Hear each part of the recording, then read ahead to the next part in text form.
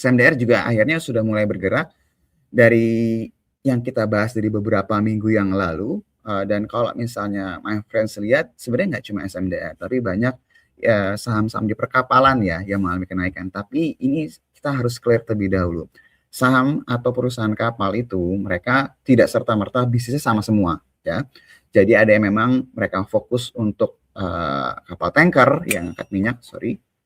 Terus ada juga yang memang, fokusnya yang angkat kontainer, ya, ada juga yang memang fokusnya, jadi, bawa LNG nih, LNG carrier lah disebutnya my friends ya, ada juga yang OSV, jadi macam-macam nih sebenarnya. Nah, untuk si SMDR ini sendiri, dia sebenarnya tidak, ke arah kapal tanker. Dulu pernah, tapi mereka tuh lebih fokus di kontainernya my friends. Tapi, untuk yang berhubungan dengan LNG, SMDR ini punya kapal-kapal yang memang, jadi LNG carrier, tapi memang paling besar kontribusinya itu dari kapal-kapal pengangkut kontainer. Nah, ini sebenarnya kalau misalnya my friends lihat, kalau dilihat dari saham-saham kapal yang mengalami kenaikan, ini cepat atau lambat sebenarnya saling mendukung ya. Jadi kalau yang berhubungan dengan oil and gas mengalami kenaikan, yang lain bisa jadi mengalami kenaikan juga karena sebenarnya ekspektasinya kalau permintaan minyak dan gas mengalami kenaikan berarti daya beli masyarakat mengalami kenaikan, berarti permintaan barang-barang lain juga ada kenaikan nih. Jadi sebenarnya mereka itu kadang-kadang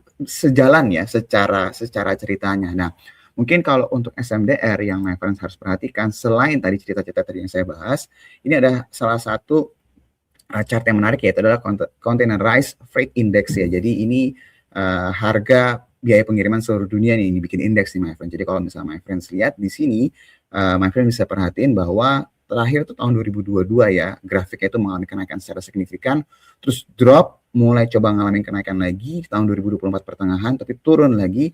Tapi kalau misalnya my friends perhatiin secara grafiknya ini udah mulai bottoming ini kalau misalnya katanya Pak Iwan ya, jadi udah mulai ketahan nih penurunannya udah nggak sesignifikan dibandingkan tahun 2023. Jadi kalau seandainya freight cost ini berangsur-angsur pulih, apalagi kita tahu bahwa SMDR beberapa tahun terakhir ini melakukan ekspansi yang sangat agresif banget ya, asetnya mengalami kenaikan terutama kapal-kapalnya mereka, ini harusnya bisa menjadi momentum yang positif lanjutan lagi nih buat si SMDR. Jadi kalau seandainya mendengar cerita mengenai hubungan dengan oil and gas, mungkin nggak terlalu terpengaruh ya kecuali LNG carrier-nya, tapi kita akan perhatikan cerita mengenai Containerized Freight Index ini, jadi harga pengiriman secara global seperti apa, dan kira-kira ada cerita apa lagi yang berhubungan dengan ekspansi si SMDR ini. Sejauh ini masih on track, dan harapannya juga bisa menjadi salah satu saham pilihan di awal tahun 2026 ya my friends. Itu update dari saya.